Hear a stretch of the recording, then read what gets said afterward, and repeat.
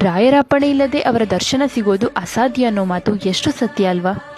1 ವರ್ಷದಿಂದ ಮಂತ್ರಾಲಯ ಹೋಗ್ಬೇಕಂತ ಅನ್ಕೊಂತಿದ್ದು ನಮ್ಮನ್ನ ಕೊನೆಗೂ ರಾಯರು ಕರೆಸ್ಕೊಂಡ್ರು.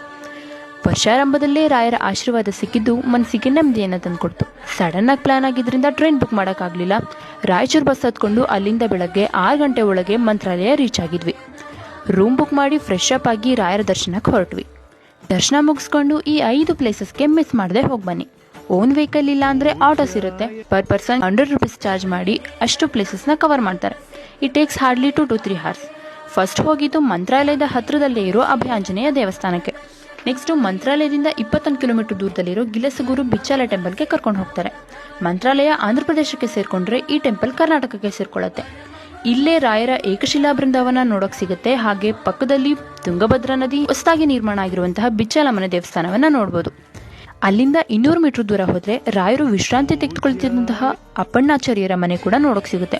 ಇಲ್ಲಿ ರಾಯರ ಜೀವನ ಚರಿತ್ರೆಯನ್ನು ಫೋಟೋ ಮೂಲಕ ತುಂಬ ಚೆನ್ನಾಗಿ ತೋರಿಸಿದ್ದಾರೆ.